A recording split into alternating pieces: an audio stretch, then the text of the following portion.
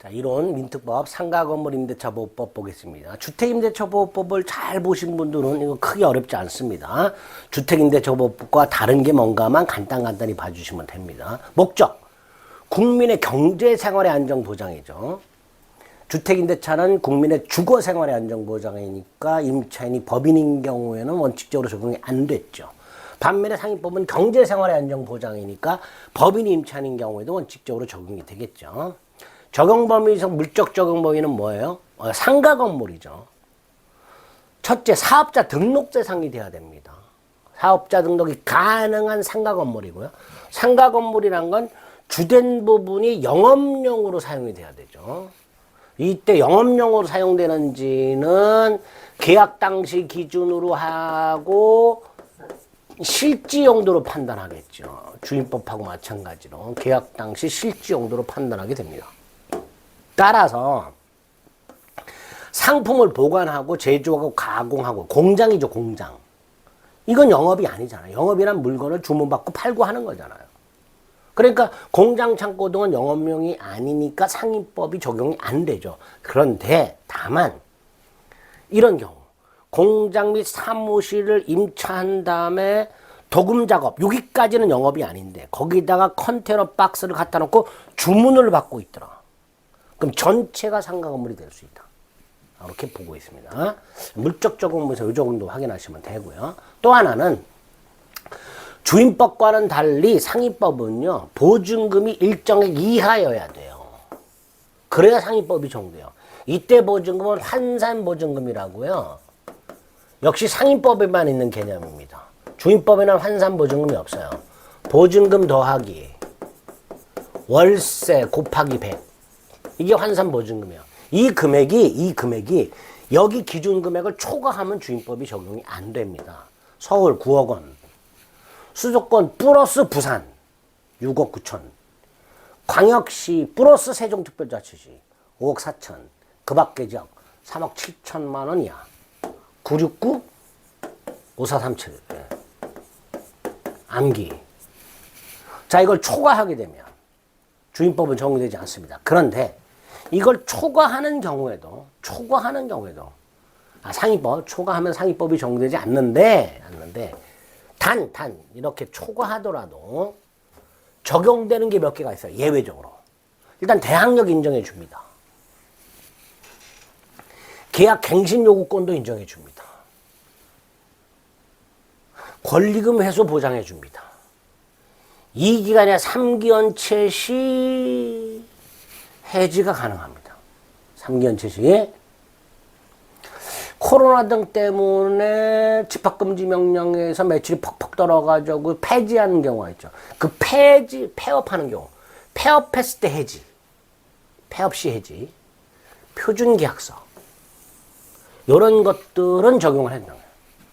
대항력, 갱신요구, 권리금 회수, 3기연체, 폐업 해지, 표준계약서 요건 적용을 해요.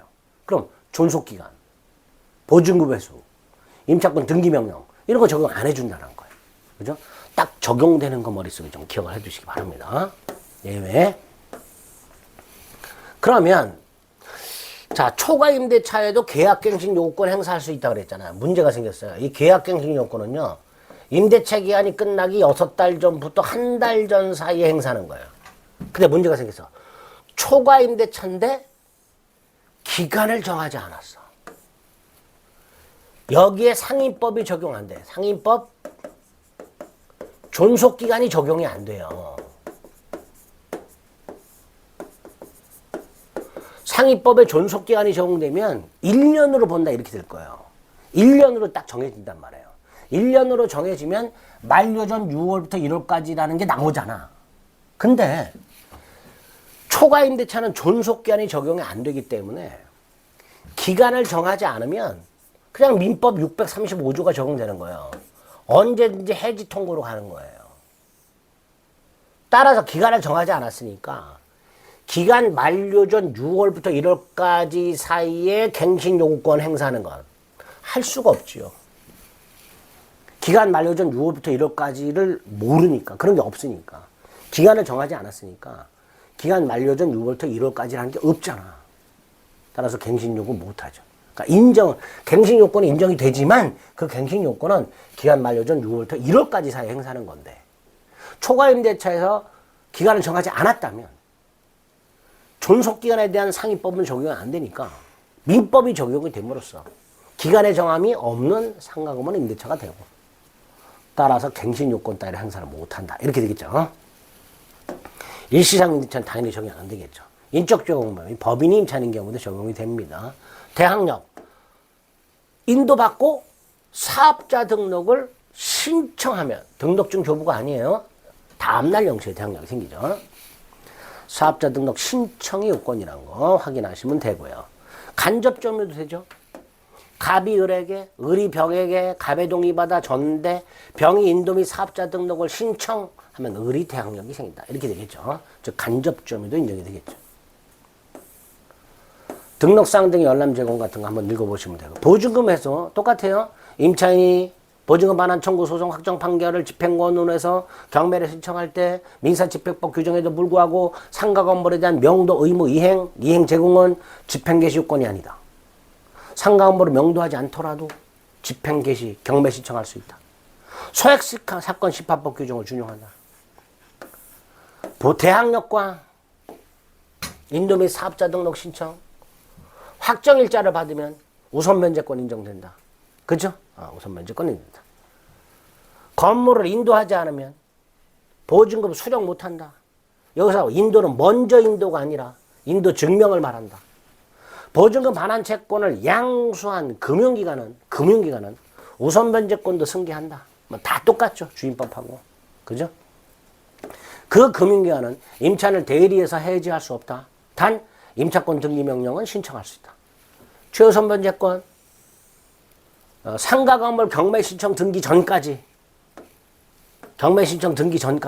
대항 요건을 갖추면 최우선 면제권 인정된다. 자, 여기서 또 기준 서울 6,500만 원 이하 이때 보증금도 환산보증금이 6,500만 원 이하 수도권 5,500만 원 이하 광역시 3,800만 원 이하 그 밖의 지역 3,000만 원 이하 그 중에서 2,200만 원까지 1,900만 원까지 1,300만 원까지 1,000만 원까지 이건 거의 안 나옵니다. 예전 기준이에요. 현실과 맞지 않아요. 개정도 안 되고 있어요. 신경 안 써도 되고요. 8조 주임법하고 똑같죠. 자, 임차권 등기명령도 똑같습니다. 자, 존속기간 봅니다. 기간을 정하지 않거나 1년 미만으로 정했을 때 1년으로 본다. 또 1년 미만으로 정했을 때 임차인만 유효를 정할 수 있다. 임대차가 끝나도 보증금을 돌려받을 때까지는 임대차 관계는 존속하는 것으로 본다. 주임법하고 똑같은데 2년이냐 1년이냐 그 차이만 있죠. 갱신 요구권. 자, 주임법은 6월부터 2월까지 사이, 상위법은 6월부터 1월까지 사이. 갱신 요구할 수 있고 정당한 사유 없이 거절 못한다. 그 사유가 8개가 있는데 주임법하고 다른 게 2개예요. 하나가 주임법은 2기연체인데 상위법은 3기연체고요. 그다음 주임법에는 임대인이 그 주택에 실제 거주하려고 하는 경우, 이제 제가 직접 살 겁니다. 이때 거절할 수 있었어요. 근데 상위법은 주거 목적이 아니고 그 파로가 빠져 있죠. 나머지는 똑같단 말이죠. 거절 사유 확인하고요. 또 주택임대차보호법의 갱신 요건은 한 번만 행사할 수 있도록 횟수를 제한하고 있어요. 횟수. 반면에 상위법은 전체 기간을 제한하고 있어요. 계약갱신 요구권에서 확보할 수 있는 최대 기간이 10년입니다. 상가건물 임차인의 계약갱신 요구권은 최초 임대차 기간을 포함하여 전체 기간이 10년을 초과하지 않는 범위 내에서만 행사할 수 있어요. 따라서 전체 기간이 10년을 넘어버리면 더 이상 갱신 요구권은 행사할 수 없습니다. 3번. 갱신 요구권에서 갱신됐다. 조건은 전임대차와 똑같다. 기간도 똑같다. 기간도 전임대차와 동일. 주임법은요. 기간은 2년으로 본다 했잖아요. 근데 상위법은 기간은 전임대차와 동일. 차임 및 보증금만은 100분의 5 범위 내에서 증가합니다. 되죠. 초과임대차에도 계약갱신 요구권 인정된다 그랬죠. 다만 요거 100분의 5 범위 내에서 증가하면 요거는 적용이 안 됩니다. 초과 임대차도 계약갱신 요건 행사할 수 있고 그 계약갱신 요건에서 갱신이 됐을 때 전임대차와 동일 조건이 돼 요거는 적용을 안 해요. 100분의 5 범위에서 증감 요거는 적용이 안 됩니다. 또 기간을 정하지 않았을 때는 아예 계약갱신 요건 따위를 행사를 못하죠. 초과 임대차의 경우에는 그런 거 확인하시고 법정갱신 6월부터 1월까지 사이에 기간 만료 6월부터 1월까지 사이에 임대인이 통지하지 않은 경우 갱신되죠. 주택임차차는요. 2개월 전까지 임차인이 통지하지 않은 경우까지를 법정갱신 요건으로 규정하고 있지만 상위법은 임차인이 통지하지 않은 경우는 갱신 요건이 아니고요. 임대인이 통지하지 않은 경우만 법정갱신 요건입니다. 기간도 주임법은 6월부터 2월까지 사이고요. 상위법은 6월부터 1월까지 사이죠. 자, 법정갱신이 되면 똑같은 조건이 돼 기간은 1년으로 보고요. 또 임차인만 언제든지 해지할 수 있고요. 3개월이 지나면 해지가 되죠. 그래서 상가 건물도 약정갱신, 법정갱신, 갱신 요구권행 갱신, 요건 및 효과 구별하자. 구별하자. 3기 연체시 해지할 수 있죠. 민법이나 주임법은 2기 연체시 해지고요. 상위법은 3기 연체시 해지입니다. 자, 주택도 상가건물도 마찬가지지만 특히 이제 주택 상가건물 임대차 한 상태에서 주택이나 상가건물이 팔렸을 때 양수인은 임대인지를 승계하는데 을이 가백에 의해서 연체한 게 있어. 이 연체 차임 채권까지 승계하느냐? 그렇지는 않죠. 임대인지가 승계되었을 때 이미 발생한 연체 차임 채권은 따르고 채권 양도하지 않는 한 병에게 승계되지 않는다. 따라서 양수인에 대한 관계에서 3기 이상이 연체가 되어야 양수인은 해지할 수 있다. 뭐 이렇게 되겠죠. 그런 거 확인하시면 되겠습니다. 경제사정의 변동이 있을 때 차임의 증액 또는 감액을 일방적으로 청구할 수 있는데 당연히 증액은 또 제한이 있겠죠. 1년 내 증액 청구하지 못하고 증액하더라도 100분의 5 초과 증액 못하고 다만 이제 코로나 등 때문에 이런 문제가 있을 수 있죠. 이럴 때는 증감에 대해서 이런 경우 규정이 있는데 코로나 지나갔으니까 뭐 이제 신경 안 쓰셔도 됩니다. 기본만 기억합니다. 일방적 증액은 제한이 있다. 100분의 5 초과 증액 청구 못한다. 1년 내는 재증액 청구 못한다. 두 가지 기억하시면 됩니다. 일방적 증액 제한입니다. 합의로 증액할 때 이런 제한 없다 그랬습니다. 제가 주임법 할 때 말씀을 드렸고요. 그 다음에 월차임으로 바꾼다. 자, 주임법은 월세로 바꾸고자 하는 보증금에다가 연일할 즉 10%와 한국은행 기준금리 더하기 2% 중 낮은 거잖아요. 그죠? 반면에 상위법은 월세로 바꾸고자 하는 보증금에다가 연일할 2푼과 한국은행 기준금리 곱하기 4.5배 중 낮은 거. 낮은 거. 요게 기준이 됩니다. 구별하셔야 되죠. 그 다음에 이제 상임법에만 있는 게 권리금이죠. 주임법에만 있었던 게 임차권 승계고요. 상임법에만 있는 게 권리금이죠. 자, 이건 권리금의 뜻이죠. 임대차 목적물의 상가 건물에서 영업을 하는 자 또는 영업을 하려는 자가 영업시설 등 유무형의 재산적 가치 양도 또는 이용 대가로서 임대인, 임차인에게 보증과 차임 이외에 지급하는 금전 등 이게 권리금 뜻이요. 안 외워도 됩니다. 권리금 계약 여기 중요합니다. 새로 임차인이 되려는 자가 기존 임차인에게 지급하는 거. 그게 그 주기를 하는 게 이게 권리금 계약이에요. 각과 을사의 상가 건물 임대차가 있어요. 을이 임차권을 양도하거나 건물을 전대하면서 받는 거 권리금 이게 권리금 계약이 아니에요. 갑이 새로운 임차인하고 계약을 하려고 해. 요 새로운 임차인이 되려는 자로부터 받기로 한 게 권리금 계약입니다. 기존 상가 건물 임차인이 임차권 양도나 전대하면서 권리금 받는 거 이건 권리금 계약이 아닙니다. 상임법에서 말하는 권리금 계약은 신규 임차인이 되려는 자가 기존 임차인에게 권리금을 지급하기로 하는 계약 이게 권리금 계약입니다. 그 권리금을 회수하는 기회를 보장하죠. 어떻게? 임대인은 임대차 기간이 끝나기 6달 전부터 종료 시까지 그러니까 6달 동안 이거 하지 말아라. 이 4가지. 이 4가지가 뭐냐? 권리금, 임차인이 권리금을 지급받는 것을 방해하는 행위요. 4가지. 이거 하지 말아라. 6달 동안 이거 하지 말아라. 권리금 계약에 따라 기존 임차인이 임대인에게 소개한 신규 임차인이 되려는 자로부터 권리금을 지급받는 것, 임대인과 임차인을 의리병을 소개, 그리고 그런 병으로부터 권리금을 받으려고 해. 이거를 요 4가지 행위를 통해서 방해하지 말아라. 첫 번째, 임차인이 소개한 신규 임차인이 되려는 자에게 임대인이 권리금을 요구. 그래서 권리금을 받아. 그죠? 두 번째, 권리금을 지급하지 말아라. 임대인이. 세 번째, 기존 임대차 계약과는 다르게 현저하게 고액의 차임 및 보증금을 요구해. 그럼 신규 임차인이 되려는 사람은 계약 안 하려고 할 거 아니에요. 네 번째, 정당한 사유 없이 계약 체결 거절. 이 4가지가 권리금 회수를 방해하는 행위예요. 그런데 4번에 보면요. 정당한 사유 없이 거절. 이게 방해잖아요. 그럼 정당한 사유가 있어서 거절. 이건 방해가 아니죠.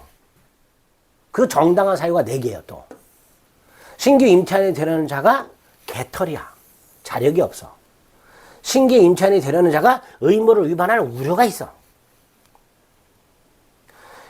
임차인이 소개한 사람이 아니라 임대인 스스로 선택한 신규 임차인이 기존 임차인에게 권리금 계약을 하고 권리금을 줬어.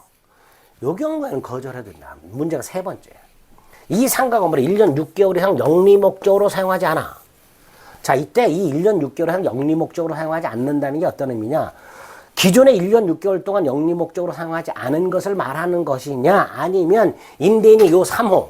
자, 앞으로 이 건물은 1년 6개월 이상을 영리 목적으로는 사용하지 않을 겁니다라고 거절한 다음에 실제로 1년 6개월 이상 영리 목적으로 사용하지 아니한 경우를 의미하느냐. 3호의 의미. 기존의 1년 6개월 이상을 영리 목적으로 사용하지 않았냐를 의미하느냐. 아니면 임대인이 신규 임차인이 되려는 자에게 앞으로 이 건물은 1년 6개월 이상 영리 목적으로 사용하지 않을 겁니다. 라고 거절하고 실제로 1년 6개월 이상 사용하지 않은 것을 말하는 것이냐. 우리 대법원 2번째 걸 말합니다. 2번째. 여기 3번. 조심하세요. 판례. 임대차 목적물인 상가 건물을 1년 6개월 이상 영리 목적으로 사용하지 아니한 경우란 임대인이 임대차 종료 시에 앞으로 이 상가 건물은 1년 6개월 이상 영리 목적으로 사용하지 않을 겁니다. 라는 것을 이유로 거절을 해. 그리고 플러스 그 후 실제 1년 6개월 동안 상가 건물을 영리 목적으로 사용하지 않았어. 요래야만 정당한 이유가 인정이 되는 거예요. 이거 조심해 주세요. 어쨌든 이런 경우에는 거절하더라도 계약 체결을 거절하더라도 방해가 아닌데 만약에 권리금 회수 방해에 해당이 됐다. 임대인은 6달 동안 임차인이 권리금 회수하는 걸 방해하지 말아라 했는데 방해했어. 정당한 사유 없이 임차인이 소개한 신규 임차인이 되려는 자와의 계약 체결을 거절했어. 그래서 임차인이 권리금을 회수하지 못하는 손해가 생겼어. 그럴 때 임대인은 손해를 배상해야 되죠. 그리고 그 임차인의 손해배상 청구권은 암기 임대차가 종료한 날로부터 3년 내 행사라. 3년 암기 언제부터 암기? 임대차가 종료한 날 3년 안 가로넣기. 임대차가 종료한 날 가로넣기. 특히 임대차가 종료한 날은 방해 행위가 있은 날 이렇게 나오기도 합니다. 틀린 점입니다. 이게 임차인의 권리금 회수 보호 장치와 관련된 내용들이고요. 판례 몇 가지.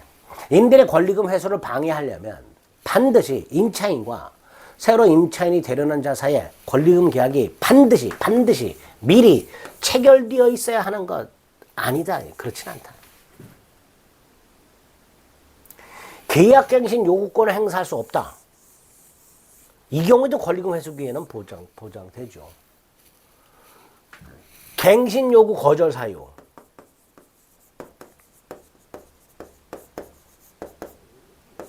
3기 연체 같은 거. 갱신 요구 거절 사유가 있을 때는 권리금 회수 보호가 안 돼요. 근데 10년을 전체 기한이 10년을 초과해서 더 이상 갱신 요구권을 행사할 수 없는 경우, 이건 갱신 요구 거절 사유가 아니잖아요. 갱신 요구를 못 하는 거지. 따라서 이때는 권리금 회수가 보장이 되죠. 권리금 회수가 보장이 안 되는 경우, 갱신 요구 거절 사유가 있을 때. 근데 전체 기한이 10년을 초과한 경우는 갱신 요구 거절 사유가 아니고 갱신 요구를 못 하는 경우잖아요. 따라서 이 경우는 권리금 회수가 보장이 될 수 있습니다. 3번, 임차인이 권리금 회수 방해로 인한 손해배상을 청구하려면 당연히 원칙적으로 신규 임차인이 되는 자를 소개했었어야 돼요. 그런데 임차인이 신규 임차인이 되는 자를 만약에 하더라도 임대인이 나는 네가 소개하는 애하고는 절대로 계약 안 할 거야 라는 의사가 분명해. 그럼 이때는 굳이 소개할 필요가 없겠죠. 임대인의 정당한 사유 없이 임차인이 소개한 자를 소개하더라도 그와는 절대로 계약을 체결하지 않겠다라고 확정적으로 의사를 표시했었다면 이때는 당연히 소개하지 않더라도 손해배상을 청구할 수 있다. 이렇게 되겠죠. 원칙은 소개했어야 되는데 예외. 결국 반드시 소개해야 되는 것은 아니다. 그럼 이것도 마찬가지죠. 권리금계약이 미리 체결되어야 하는 게 원칙이지만 반드시 그래야 되는 건 아니다.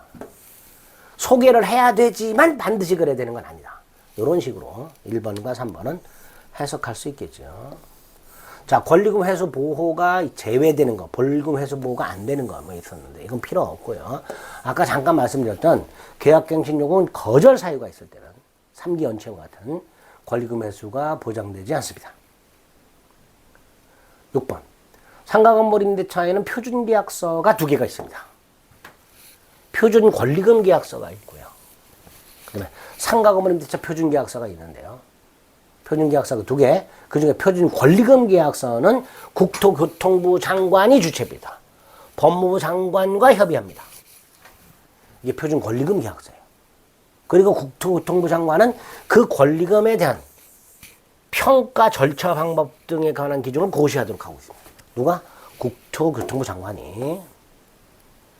두 번째, 상가 건물 임대차 표준 계약서는 주체가 법무부 장관입니다.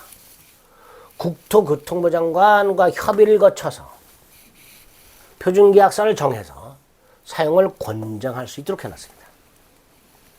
주택임대차는요, 서면으로 계약서를 쓸 때 법무부 장관이 국토교통부 장관과 협의해서 정한 주택임대차 표준계약서를 우선 사용이라고 되어 있었죠. 물론 당사자가 다른 서류를 사용할 것을 약정할 수는 있다고 그랬습니다. 이것도 주임법하고는 조금 다르게 규정이 되어 있죠. 어쨌든 이런 식으로 표준계약서가 2개가 있다. 그다음 전대차, 여기서 말하는 전대차는 적법전대차입니다.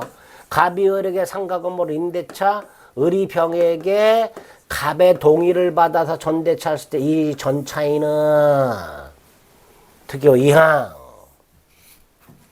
임차인의 계약갱신 요구권을 대위 행사할 수 있다. 임대인의 동의를 받아 전대차 계약을 체결한 전차인은 임차 계약갱신 요구권 행사 기간 내에 임차인을 대위하여 임대인에게 갱신 요구권을 행사할 수 있다. 그런 게 있다. 상가건물 임대차 분쟁조정위원회는 주택임대차 분쟁조정위원회하고 똑같다고 생각하시면 됩니다.